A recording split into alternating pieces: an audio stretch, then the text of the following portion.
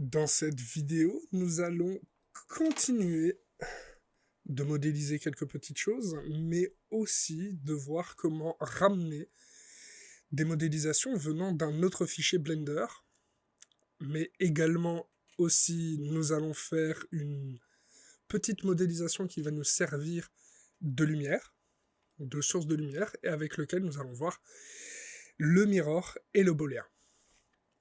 Alors pour commencer, nous avons déjà ça, où j'ai pris un peu d'avance et j'ai déjà ramené deux objets de notre ancien fichier. Je vais revenir dessus d'ailleurs. Ici, vous avez pu remarquer d'ailleurs qu'il y a quelques petites choses qui ont changé en ce qui concerne les collections, tout d'abord. J'ai bien regroupé chaque objet, et s'il a un empty avec lui, je l'ai regroupé avec lui dans une collection que j'ai nommée. Et également, sur la barre de chocolat, j'y ai appliqué quelques petites modifications pour corriger ce qui a été fait lors de la dernière vidéo. Tout d'abord, au niveau du array, j'y ai ajouté dans le merge une distance pour vraiment coller les deux objets et les rendre unis. J'ai fait la même chose avec le second array, où j'ai mis pour tous les deux la même valeur de distance. Et enfin, sur lequel j'ai pu appliquer un bevel en width, avec une certaine distance. Je vous laisse au choix le choisir. J'y ai ajouté un nombre de segments de 3 et j'y ai modifié la géométrie pour le mettre en arc. Ensuite, j'ai fait un clic droit et je lui ai appliqué un Shade Smooth. Une fois que vous êtes arrivé ici, du coup, de ce fait, on va pouvoir ramener dans l'autre fichier nos objets restants. Vous allez pouvoir faire exactement la même chose pour ramener les deux objets qui sont dans une autre collection à part. Du coup, il faudra faire File, Append, et là, du coup, je vais revenir en arrière pour vous montrer d'où on vient. Ici, j'ai choisi le fichier, le dossier de fichier où se trouve mon fichier que je vais devoir ramener. Il se trouve ici. Je le sélectionne et ici, je vais avoir la possibilité de ramener plein de choses. Ici, nous avons justement fait des collections et séparé les collections pour ce cas de figure. Du coup, ici, je vais pouvoir prendre mes deux collections restantes, le abstrait 1 et le abstrait 2. Ici, vous pourrez prendre le collection en plus et faire append. Ici, je vais pouvoir aussi les déplacer, faire attention, clic droit et les mettre sur le même axe, plus ou moins. Voilà. Ici, j'ai ramené mes collections. J'ai ramené mes collections dans la collection que j'avais déjà sélectionnée. Ici, j'avais déjà préfait une nouvelle collection spécialement pour ça, pour pouvoir ramener tous mes objets dans cette collection. Une fois placés, du coup, nous avons récupéré tous nos objets dans une seule et même scène. Vous avez pu également remarquer que certaines choses ont été légèrement modifiées depuis la dernière vision. Également, là, nous sommes sur le moteur de rendu Eevee et, étrangement, ce vert est plus ou moins réaliste. Si on tourne, tout ça, c'est un vert de plus ou moins bonne qualité pour un moteur de rendu temps réel. Nous allons voir comment nous allons faire ça, d'ailleurs, mais je tenais à vous faire remarquer tout d'abord que ici, nous avons toujours notre shader spécialement fait pour Cycles, pas du tout pour Eevee. Celui-ci est totalement fait pour Eevee. Il va pouvoir être modifié pour être adapté à Cycles, bien sûr, mais sinon, voyons ce que nous obtenons si nous modifions sur Cycles. Sur Cycles, du coup, nous avons notre premier shader de vert qui est tout à fait réaliste. Le second, quant à lui, qui a été fait spécialement pour Eevee, a quelques défauts et qui mériterait d'être modifié. Mais cela dit, il reste tout à fait crédible. Nous rajouterons également les autres shaders et nous ferons un point sur les shaders tout à l'heure. Du coup, on rebascule sur Eevee, on va se remettre en vue comme ceci, et on va se créer tout d'abord une nouvelle collection. Je vais l'appeler 6, car c'est notre 6e collection pour le coup, et je vais ajouter à l'intérieur un cube. Alors je fais Shift A, cube, et là vous pourrez remarquer que, il y a un problème, je ne suis pas au centre de l'origine, tout ça parce que mon snap n'était pas au centre. Pour ce faire, c'est tout simple, je vais revenir en arrière pour enlever mon CTRL Z, je vais faire un Shift S et maintenir mon Shift S, et m'ont demandé que mon curseur aille au centre du monde. À partir de là, je vais pouvoir faire Shift A, Mesh, Cube. Et là, je suis bien au centre du monde. Pour faire notre table, il y existe plusieurs façons de procéder. Soit en utilisant simplement de l'extrusion, soit en faisant comme nous avons fait pour le building, en utilisant du snap. Ici, nous allons faire principalement de l'extrusion. Alors, pour ce faire, il va falloir déjà tout d'abord donner un shape relativement correct à notre planche de départ, qui fera notre table. Table qui viendra accueillir tous nos objets que nous avons faits.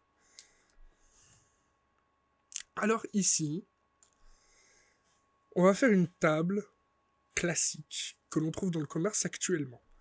Elle ne sera pas composée de plusieurs planches, mais d'une seule et même planche. Bien sûr, par la suite, vous pourrez modifier le tout avec des textures et les shaders à votre guise. Ici, nous allons faire quelque chose de basique.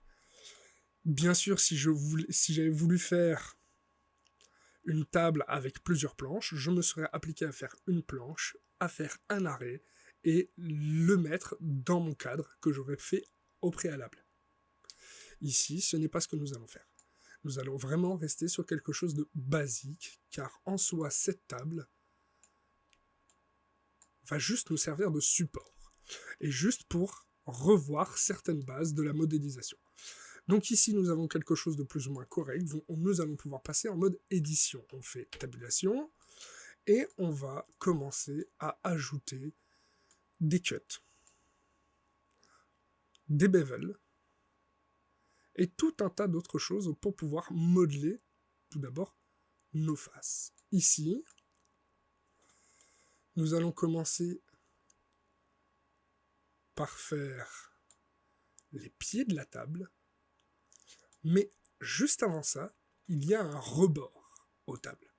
Rebord qui va être utilisé pour positionner nos pieds. Pour ce faire, il va falloir du coup créer des zones où nous allons pouvoir récupérer ces parties pour extrusion, ou en créant des insets. On pourrait très simplement faire là, ici, un inset, ce que nous allons faire tout à l'heure. On va faire ça, on va faire un inset. On va faire I, inset. On va faire E pour faire une extrusion. On va refaire I pour refaire un inset. Et on va refaire E pour refaire une extrusion. Hop là.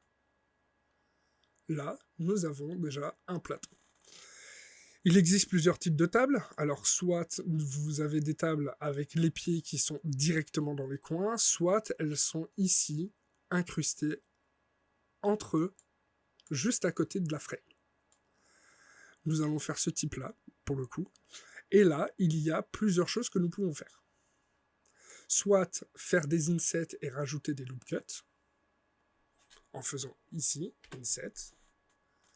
Nous avons une place pour nos pieds. On va pouvoir faire un loop cut, enfin 2 loop cuts en l'occurrence, donc CTRL R. On se met sur l'autre côté et on va pouvoir faire ceci.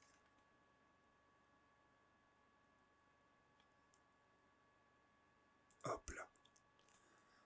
On va faire la même chose de l'autre côté. On va se mettre d'ailleurs dans une vue qui nous permettra d'être plus juste. On va refaire un CTRL R, mais cette fois-ci de ce côté-ci, on va le descendre jusqu'à obtenir notre carré. Voilà. On refait la même chose ici.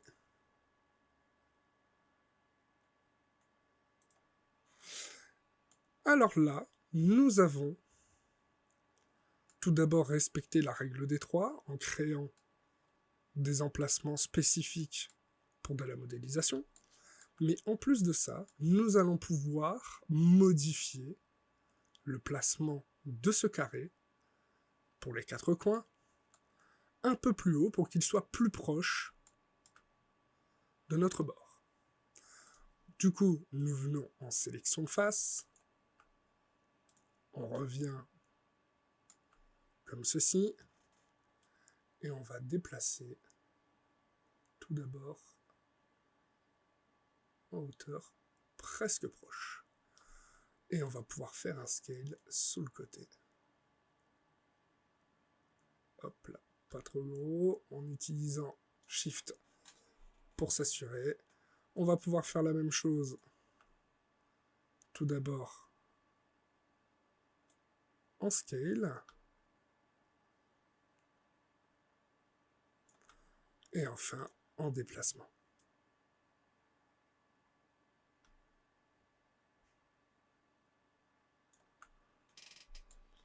À partir de là, nous allons pouvoir faire, en sélectionnant les 4 faces, et en venant ici, en faisant une extrusion.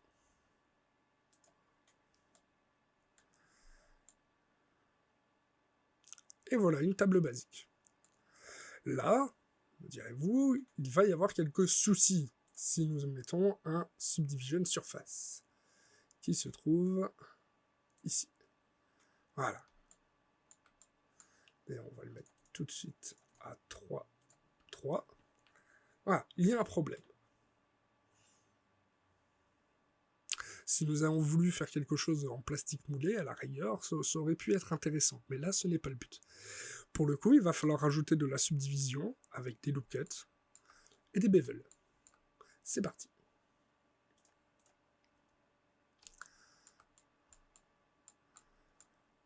On vient ici, on va faire CTRL R, on va ajouter de la subdivision. 1, 2, 3, 4, 5, 6, 7 subdivisions. Clic droit, clic gauche. La même chose ici, CTRL R. 7, 3, 6, 7. Voilà, 7 partout. Ici, si je le réactive déjà, on va avoir quelque chose de plus intéressant. Mais c'est pas encore tout à fait ça. Là, vous pourrez remarquer déjà que nous avons une subdivision relativement intéressante sur les bords. On va pouvoir quand même l'améliorer avec des bevels. Ici, pour réaméliorer du coup et avoir un pied droit, on va ajouter encore un loop cut pour les 4 pieds. Ici, hop là, au plus proche.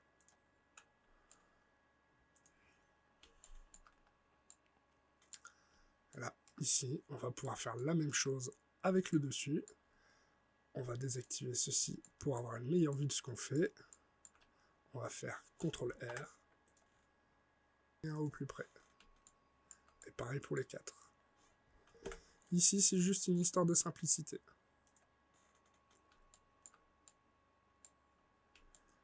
Sinon, nous aurions pu nous amuser. Hop là. En mode wireframe ici pour récupérer le contour. On va réactiver pour voir ce que ça donne. Voilà. Là, ici, c'est plus ou moins bien. Il faudra réactiver, enfin refaire quelque chose de correct pour la planche, mais sinon, on est plutôt pas mal. À partir de là, tout dépendra de vous. Est-ce que vous voudrez garder des pieds relativement droits ou ajouter un profil? Vous pourrez toujours le faire. Est-ce que vous voulez ajouter en plus, enfin faire que les pieds ne soient plus ronds mais carrés? Il faudra ajouter un bevel sur l'intégralité des arêtes qui composent le contour. Pas sur toutes les edges, mais sur le contour. Là, nous allons continuer du coup la modélisation pour finaliser et avoir quelque chose de correct. Pour ce faire, on va pouvoir faire une sélection de contour ici, Alt-clic, et faire un CTRL-B pour faire un petit bevel. On peut remarquer d'ailleurs que le bevel ne fonctionne pas correctement, peut-être parce que nous n'avons pas sélectionné la bonne portion. Effectivement, si, nous avons sélectionné la bonne portion, mais il ne comprend pas ce que nous voulons faire. Pour ce faire, ce n'est pas un souci, étant donné que la subdivision est relativement abrupte, on va simplement ajouter de la subdivision en faisant CTRL-R, encore un loop cut, ici, hop là, hop là, hop là. De toute façon, c'est une table. Dites-vous ceci, que c'est un objet avec lequel, si vous rentrez en interaction avec dans un jeu vidéo, vaut mieux qu'il y ait peu de grosses modélisations, mais plus là,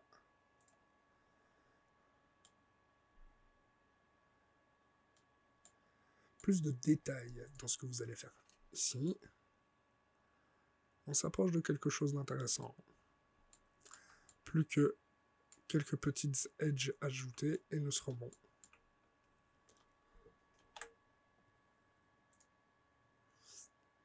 Hop là. Et enfin, on va pouvoir ajouter de la subdivision par en dessous. Hop là. Donc ici, pour ajouter des bevels, nous allons faire les bevels manuellement. On va rajouter des bevels sur les côtés. D'ailleurs, on va lui faire un petit truc simple, c'est un clic droit. Hop là, on vient en mode objet, clic droit, Shade Smooth, pour avoir une meilleure vision déjà de ce que nous avons. Là, on a vraiment une table basique, mais qui fonctionne. Nous allons quand même lui ajouter des petits bevels sur les côtés pour casser ces angles. Contrôle, non, tabulation, on va faire, hop là, on va choisir les edges de chaque côté. Là, on a nos coins et on va faire un CTRL-B pour un bevel. Et on va ajouter 3 subdivisions et agrandir. Hop là. Comme ça, en revenant en mode objet, nous avons déjà quelque chose de plus intéressant. Bien sûr, il va falloir modéliser, rajouter de la subdivision, tout ça, pour rendre le tout plus correct.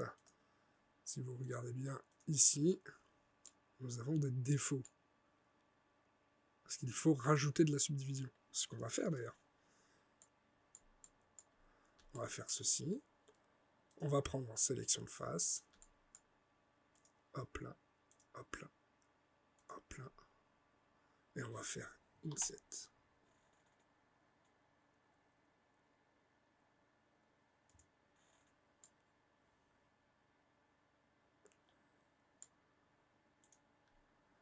On va reprendre ceci. On va faire un petit Inset. Hop là. Et on va reprendre ici. On va refaire un petit Inset. On va pouvoir modifier légèrement le scale ici en Y, qui est un peu abrupt. Hop là. Et maintenant, si on repasse en mode objet, on a corrigé une grosse partie des défauts. Bien sûr, là, nous sommes en mode cavité, donc du coup, il va accentuer les problèmes, les défauts de modélisation. Mais ça, on peut tout modifier par la suite. Il suffit de revenir en mode édition et de rajouter de la subdivision ici sur le coin. Hop là.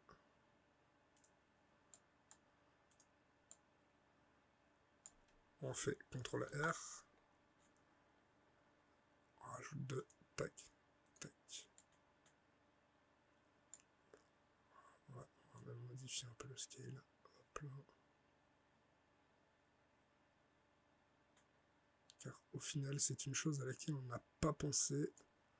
Voilà, c'est la règle des 3 ici sur cette planche. Et ben voilà. Nous en avons notre table qui va pouvoir accueillir les objets. Bien sûr, on remarque que notre table n'est pas très grande. C'est pas grave, on va l'agrandir. Hop là.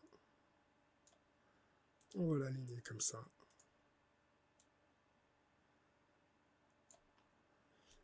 Et on va devoir réaligner d'autres objets. Voilà.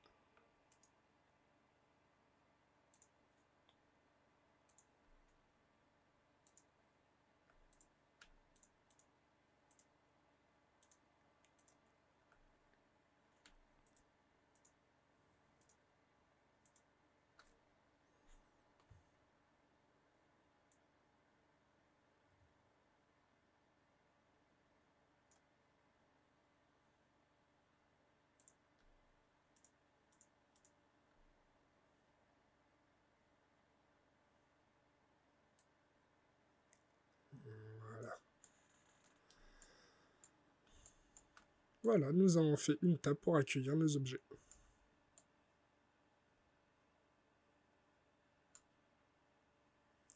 D'ailleurs, on va revenir sur cet objet. On va réactiver la subdivision. Hop là.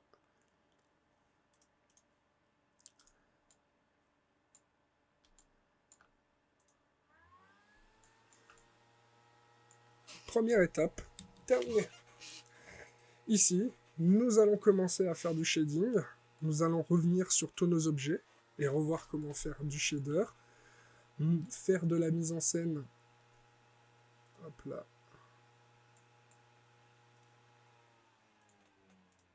Hop là, de la mise en scène.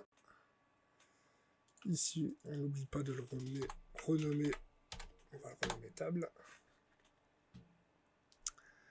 Et on va commencer à faire le shading des objets qui nous manquent. Mais on va d'abord faire un petit tour d'éléments, un petit tour d'horizon des éléments qu'on a déjà. Ici, nous avons notre mug. Notre mug, nous avons deux matériaux. Deux matériaux, en principe les BSDF, un pour l'intérieur et un pour l'extérieur. Sur celui-ci, rien de bien compliqué.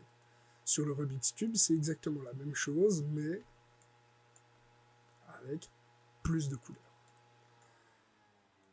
Notre assiette également, matériaux simples.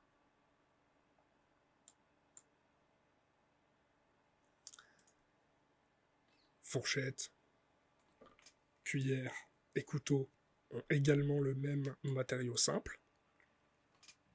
Vous pourrez vous-même le customiser si vous le souhaitez. Ici, d'ailleurs, on va légèrement modifier.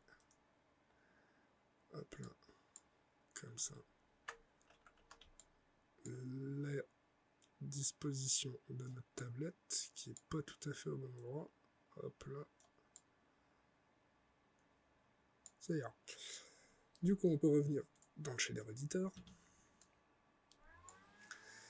Ici, nous avons notre verre spécialement fait pour Cycles.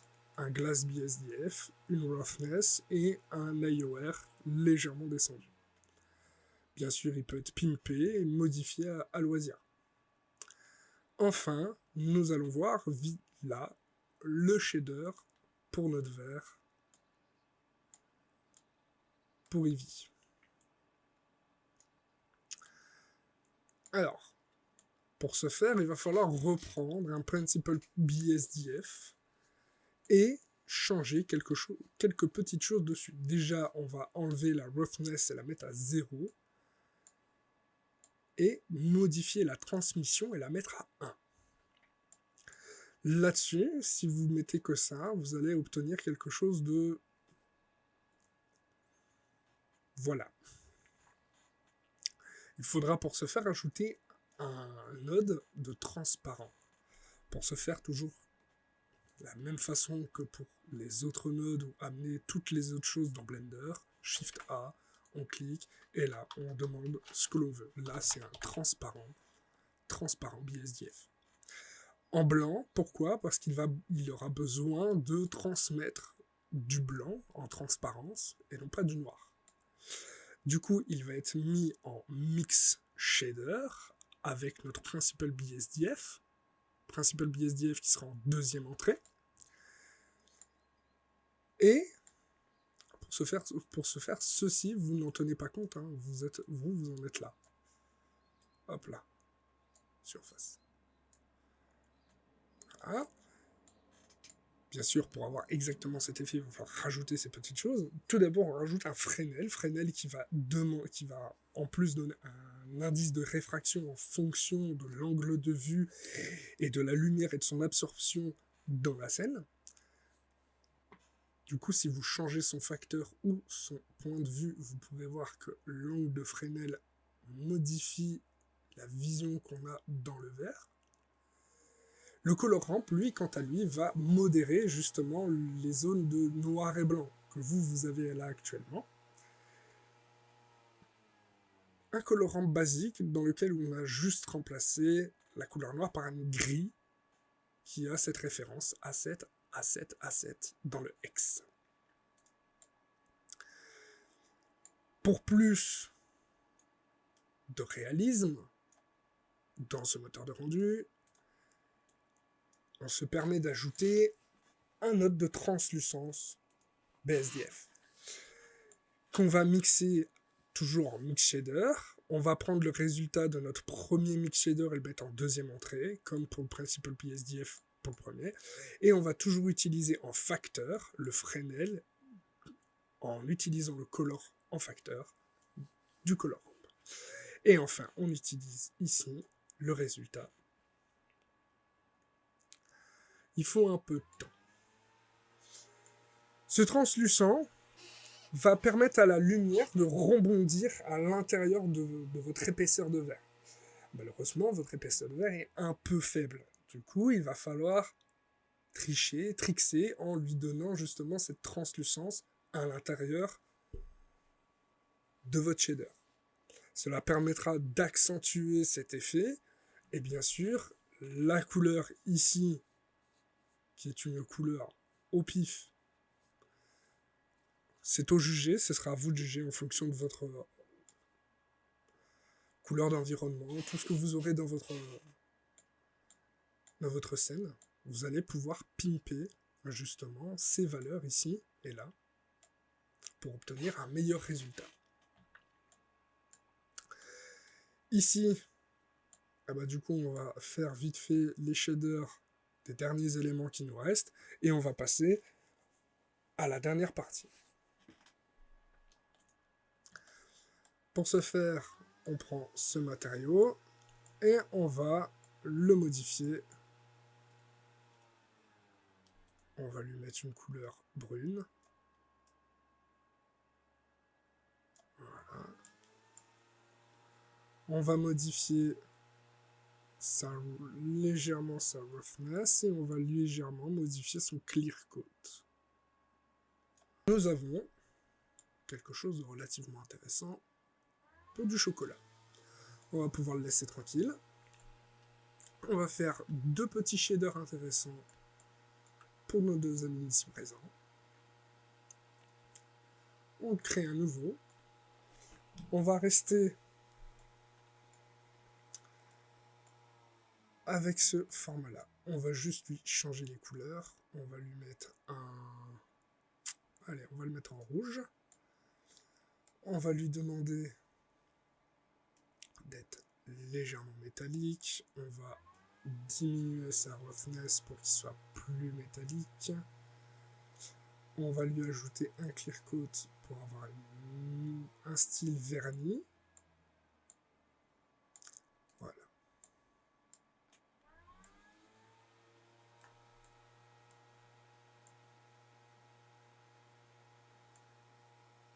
on peut accentuer encore.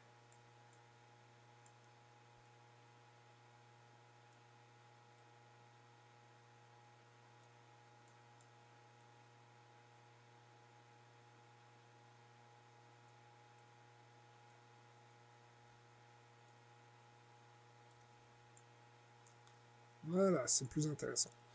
Pour celui-ci, on va faire quelque chose d'un peu différent. Toujours New, Shift A, émission. Émission, on le met en surface. On va augmenter sa puissance à 15. Bien sûr, pour avoir ces effets-là, n'oubliez pas, ici, dans le rendu, d'activer l'ambient occlusion, le bloom et le screen space reflection. On refera un petit tour par la suite pour voir comment le pré-régler plus tard, dans une autre vidéo. On continue. Ici, on n'aime pas trop la couleur, mais après tout, on va pas la jouer comme ça, on va la faire différemment. On va faire un color ramp. Hop là. On va lui mettre le couleur ici. Hop là. On va ajouter ici.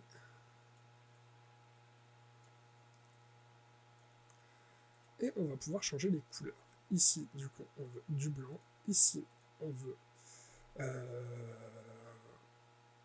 un bleu. Non. Il m'a pas pris le bon. 0. Voilà. Ici, on va lui mettre du bleu. On va récupérer sa référence. CTRL-C. On va mettre celui-là. CTRL-V. Et là, on va rapprocher.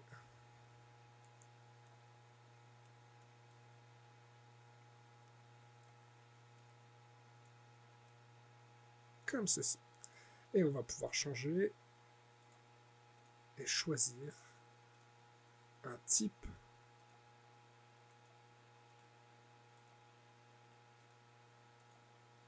de fade.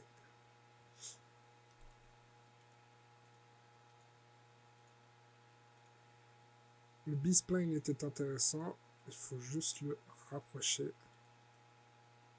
Hop là.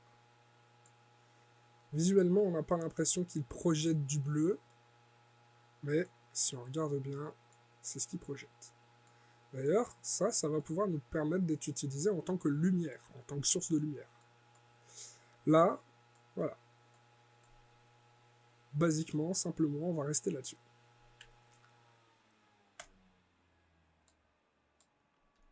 Et enfin, on va passer à notre table. Hop là.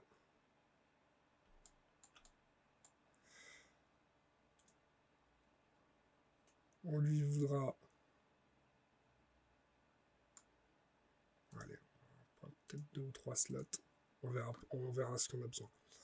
On va lui faire quelque chose qui ressemble à du bois. On va lui mettre une couleur relativement brune.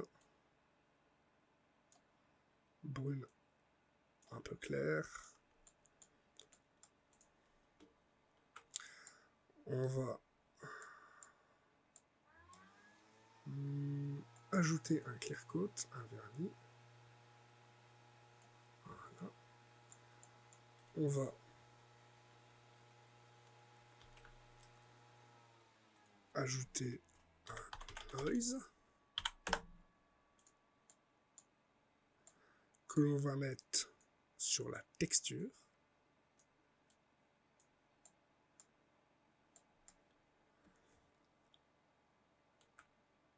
On va prendre le facteur plutôt. Voilà.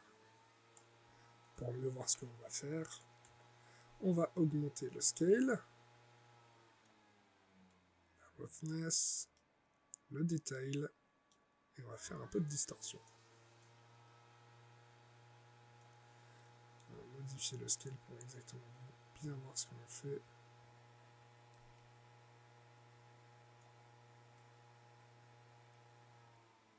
Voilà. Augmenter la roughness ici.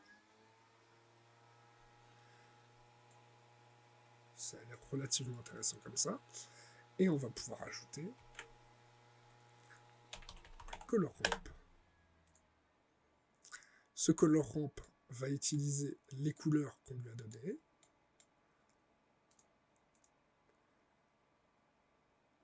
Si je décoche ici, je vais pouvoir récupérer du coup ma donnée ici. CTRL-C, la mettre ici.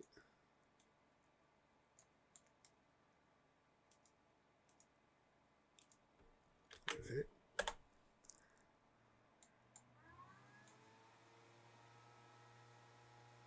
Quelque chose de plutôt intéressant. On va pouvoir l'utiliser un bump, Shift A.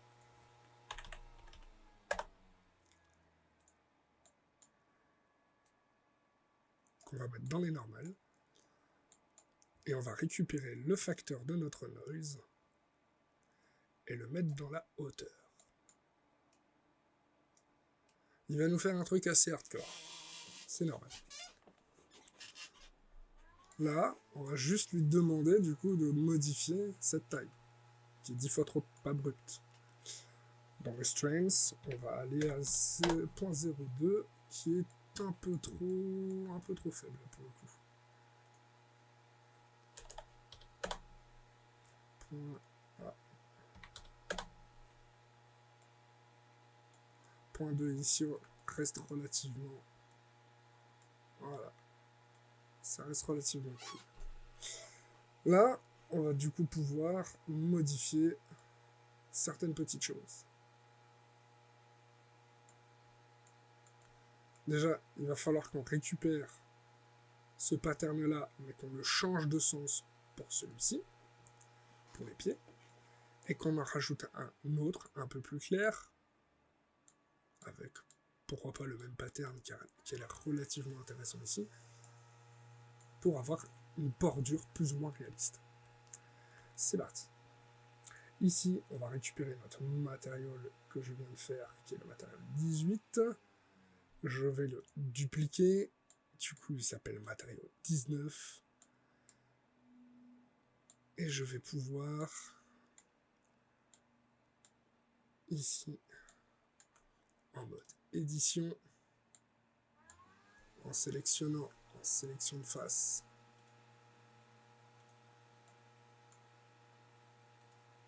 la dernière face de nos pieds, et faire CTRL+. Voilà, je vais pouvoir remonter, CTRL-. Ah. Certains endroits, j'ai plus de petite erreur de ma part, encore une fois, comme tout à l'heure. Ce n'est pas grave, j'ai juste à faire Shift, Alt, clic, pour avoir les morceaux manquants. Shift, Alt, clic, CTRL Z, Shift, Alt, clic,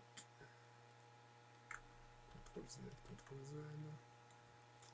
Il me provoque, ce n'est pas possible, Shift, Alt, voilà. Parfois, si on n'est pas au bon endroit, c'est un peu capricieux, comme vous pouvez le constater. Ici, c'est bon, j'ai l'intégralité de mes choses, je vais pouvoir mettre le matériau 19, l'assigner et pouvoir m'amuser avec Matrix. Revenir en mode objet. Hop là. Déjà, on va s'amuser légèrement à éclaircir notre couleur. Déjà. Hop là.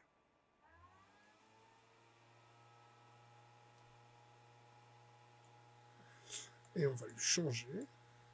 Easy en faisant CTRL-T.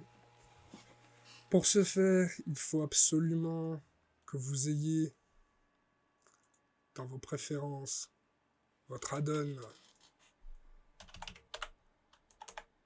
le Node Wrangler activé. On le met en objet et non en généré, car on a créé un objet qui a des proportions, des règles. Voilà. Et là, on peut se rendre compte que ce serait presque comme ce que je cherchais, en fait. Une petite différence près.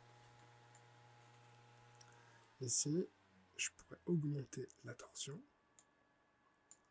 et réduire le strength. Mettre à 1.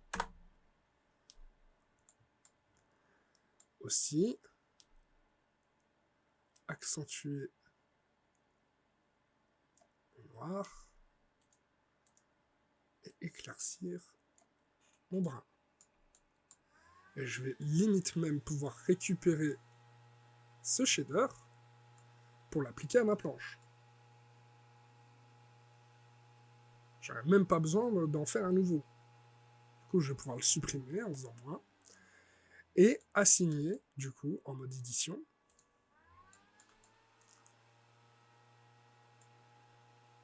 Hop là, en sélectionnant, en faisant Alt-clic une première fois et Shift en plus pour les secondes fois. Récupérer. Ma géométrie. Hop là.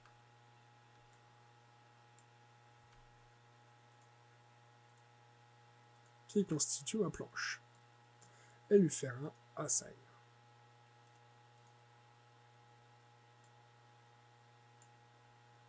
Et voilà, on a changé tranquillement le type pour notre table. Bien sûr, on peut celui-ci le dupliquer en faisant ici un nouveau slot, en reprenant le matériau 19, en le dupliquant, qui nous crée un matériau 20, et ici,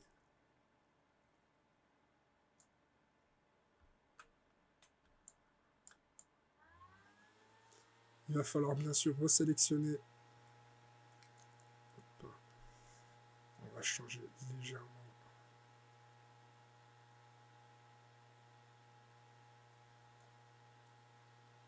la variété de bois. Hop là. Et on va resélectionner nos faces. Du coup, on revient en mode édition. On a toutes sélectionnées. Parfait. On est sur le matériau 20. Parfait. On fait Assign. On revient en mode objet. Et on va pouvoir ici, pour mieux voir ce que l'on fait, modifier.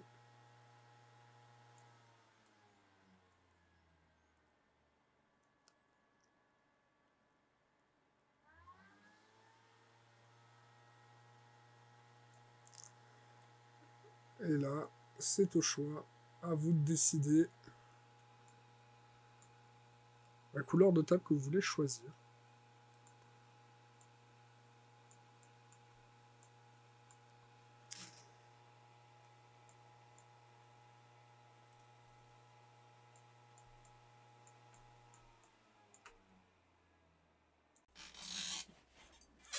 Dans cette partie, nous allons faire une petite modélisation qui va nous servir de lumière. Mais pour ce faire, nous allons utiliser plusieurs modifiers, dont le mirror.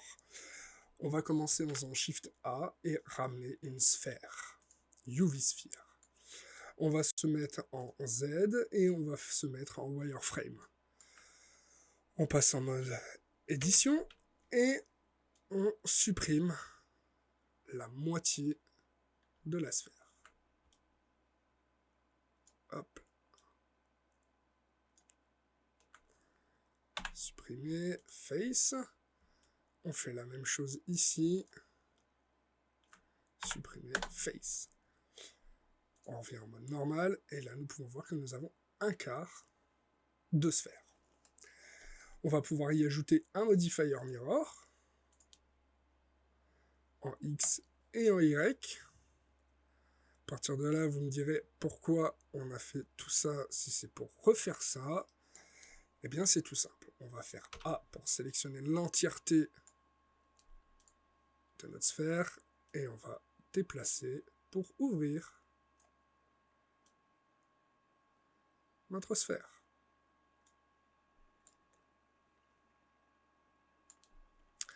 On rajoute un modifier Solidify qui va permettre de créer de l'épaisseur.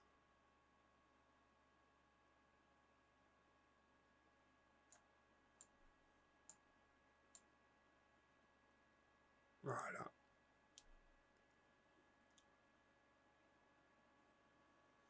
Ici, on va pouvoir rajouter, en revenant en mode objet et en faisant Shift A, une nouvelle sphère. En faisant un petit scale à l'intérieur, comme ceci. On va faire un shade smooth sur tout ce petit monde.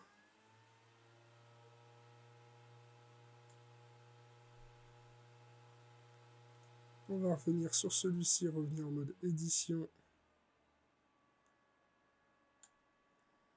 Et on va ajouter également un petit bevel.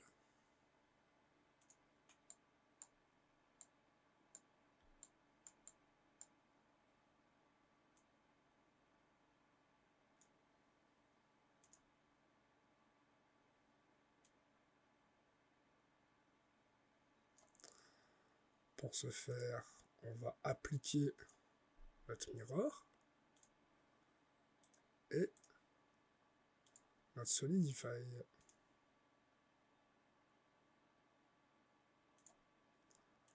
On va faire un bevel.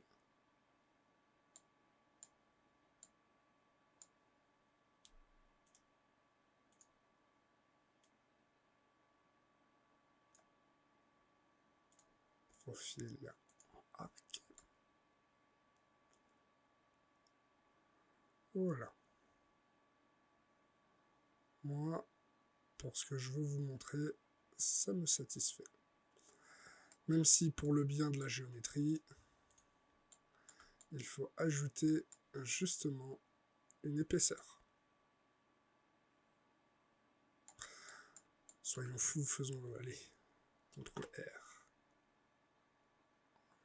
2, 3, hop là. Clic droit, on fait la même chose ici. CTRL R, 1, 2, 3. Gauche droit. CTRL R, 1, 2, 3. Clic gauche, clic droit. CTRL R, 1, 2, 3. Clic gauche, clic droit.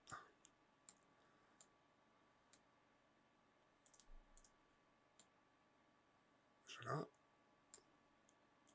Supprimer le bevel. On va revenir en arrière d'ailleurs.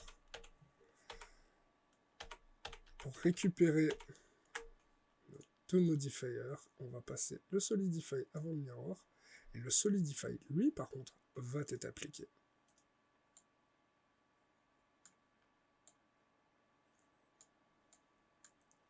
Comme ça, je ne peux travailler que sur un seul et même objet qui a une épaisseur. J'aurais pu très bien faire une extrusion hein, pour le faire.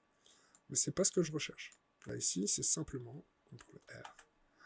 3, hop là, clic gauche. FR, Subdivision Surface.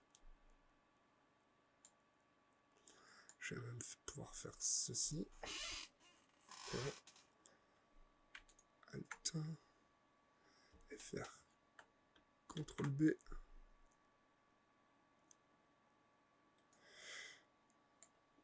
Faire la même chose en bas.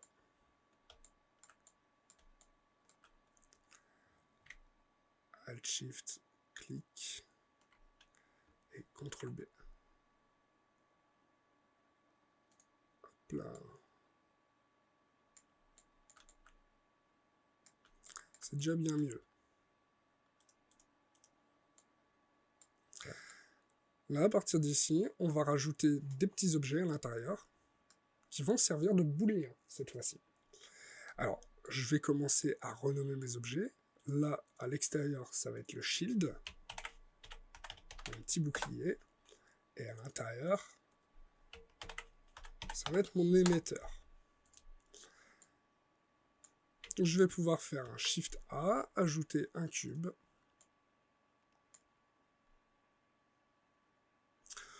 Mais on va le faire différemment. Supprimer, on va faire Shift A et on va ramener un plane. Je vais masquer mes deux objets et ici, je vais le transformer. Édition.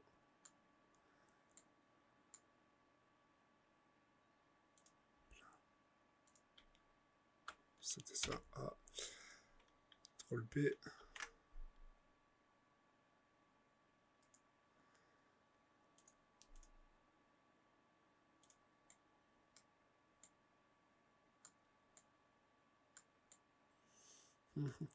Ouais, comme ça sera plus simple. Allez, on va faire une petite extrusion.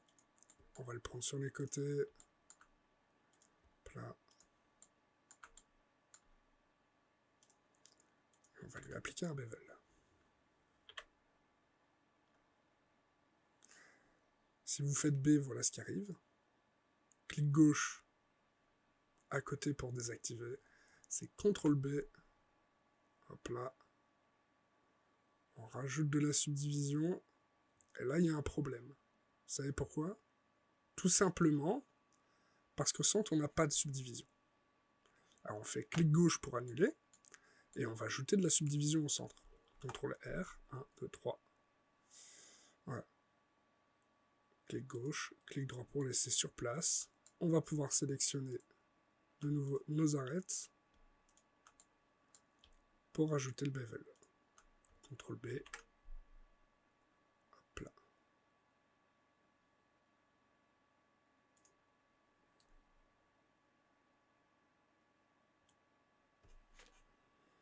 Là. Shape. On va voir ce qui nous propose le mieux. Voilà, le pourcentage est plus intéressant dans ce cas-ci. Là, c'est exactement ce que je veux. La seule différence, c'est qu'il va falloir que j'ai quelque chose de très très gros. Du coup, on va faire un petit scale. Hop là, on va rester en sélection. En objet, ce sera plus simple. Hop là. On va lui faire un shade smooth. Ça marche pas de tonnerre. CTRL Z. Et là, on va lui ajouter un peu de subdivision. Parce que pour avoir quelque chose de correct, il va quand même falloir lui ajouter de la subdivision. Pour ce faire, on va repasser en mode édition, faire de la sélection de face,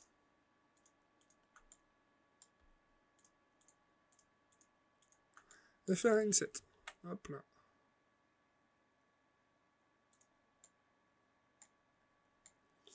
Ici, CTRL R pour ajouter de la subdivision sur le côté.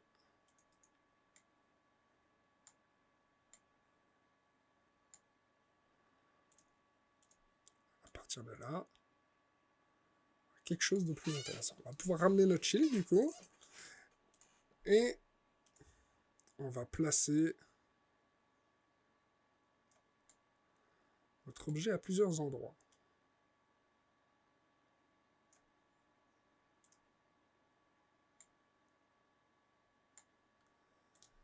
Là.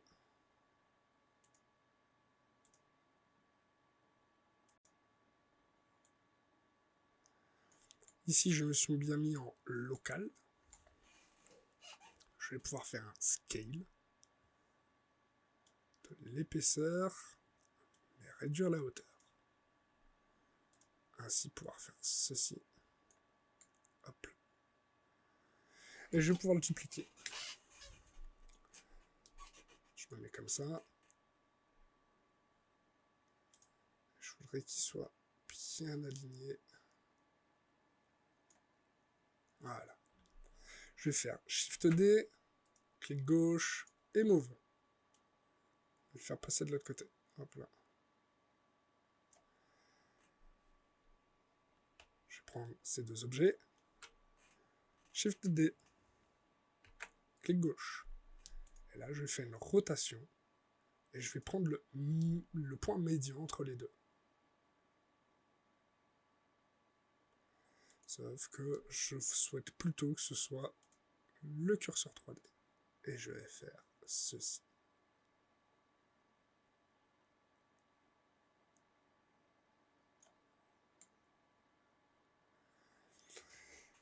Là, sur mon shield, du coup, vous allez me dire pourquoi j'ai fait tout ça. Pourquoi je me suis amusé à faire les 4. C'est vrai que c'est inutile de faire les 4. Du coup, je peux me permettre de supprimer ceux qui me sont inutiles. Il suffit que je bascule dans le mode édition pour savoir que c'est celui-ci. Du coup, si je vais en mode objet, hop là, je vais pouvoir supprimer cela, retourner dans mon shield, à ajouter un boolean.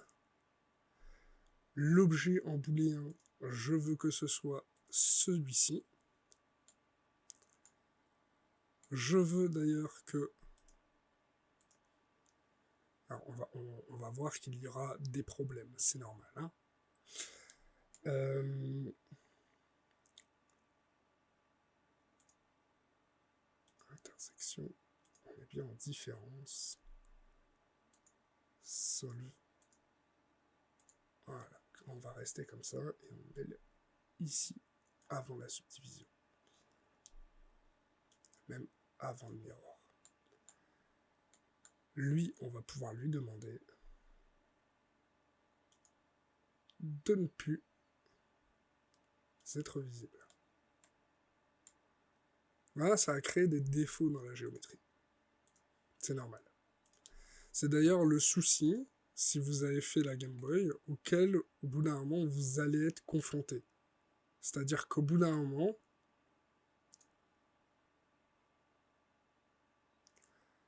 vous allez vous retrouver avec des défauts de géométrie. Ici, notre plane entre en plein dans de la géométrie et crée des défauts. Du coup, par la suite, il va falloir une fois que ce booléen sera appliqué, il va falloir modifier. Là, ici, on peut déjà anticiper en agrandissant, CTRL Z, en agrandissant sur le plane, en mode objet, sa taille. Hop là. Doucement.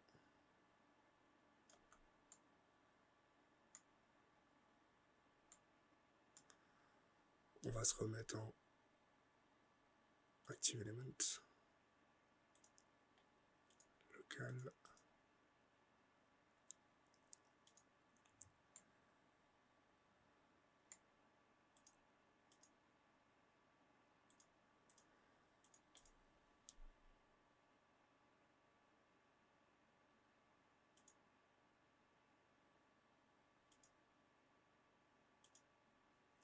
Ok. Là, je vais pouvoir modifier son épaisseur. Fait que je vais faire un scale un peu trop abrupt. Mais, voyez les défauts du booléen. Ici, qui se voit parfaitement.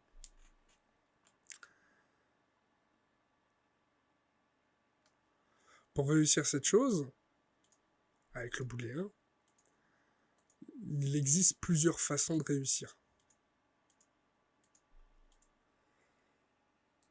Et la plus simple est de ne pas faire un booléen et de créer le creux soi-même. Là, ici, sur la surface, il aurait fallu reprendre nos objets, créer le trou, ce qui aurait été plus simple, et demander d'avoir un bout circulaire ici. Le booléen est pratique pour faire du hard surface sur vraiment quelque chose de relativement droit. Bien sûr, il faut préparer en amont la géométrie qui va accueillir ce booléen. Là, ici, elle n'est pas prête pour accueillir ce type de coupe. Car il aurait fallu qu'on adapte la géométrie aux nombreuses coupes qu'il y a déjà présentes dans la sphère. Ici, c'était pour voir le booléen. Le booléen, je vais l'enlever, je vais supprimer cet objet, et nous allons simplement, ici, créer notre petite sphère émettrice de lumière. Pourquoi je vous ai montré tout ceci avec le booléen? Tout simplement pour vous prouver que, bien que les modifiers soient pratiques, les modifiers, s'ils ne sont pas employés correctement, vont être un piège plus grand que si on s'attarde à faire une géométrie et à se piéger soi-même sur le nombre de loop cuts, ou sur les bevels à mettre, ou sur le fait qu'il y ait de la géométrie qui se soit disloquée. Toutes ces petites choses sont bien plus simples à mettre en place et à réparer que de devoir réparer les dégâts d'un booléen. Ici, du coup, on va revenir en mode shader. On va aller dans le shader editor. On va un peu plus près pour voir ce qu'on fait. On va se mettre en mode rendu déjà, et on va déjà prendre notre sphère. Notre sphère, on sait qu'on va prendre un shader émissif. Shader émissif n'est pas dispo ici. Comment cela se fait-ce? Bien si, c'est notre matériel 17. Je vais le dupliquer. Et je vais changer sa couleur. Je vais lui mettre un beau orange. Hop là, CTRL-C.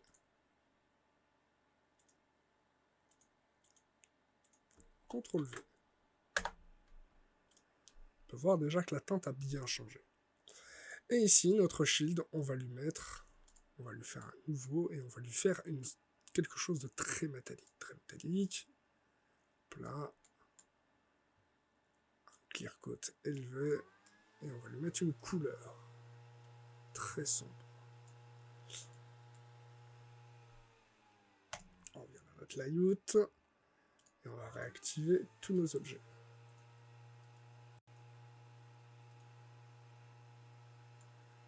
Et on va pouvoir récupérer ces deux objets ici. Et enfin, petit prémisse à l'animation. Là, nous avons une lampe un peu stylisée. C'est bien, c'est beau, mais on voudrait animer un peu tout ça. Eh bien, on va animer le shield. Le shield, on va faire ceci. On va se mettre en mode rotation. On a bien notre axe qui est bien au centre. C'est parfait. On est sur la frame 1 et on va lui mettre un key sur l'axe Z. Et on va aller à la frame 25. Hop là. Et on va lui mettre, allez, une rotation à 360. Soyons fous, en une seconde, il fait 360 degrés. Hop là. Visuellement, il n'y a rien eu de changé. C'est normal. Maintenant, si je lance lecture, vous avez votre animation. Une lumière animée. Juste avec du motion design basique. Voici ce qui conclut la vidéo du jour. Bonne chance et bonne journée.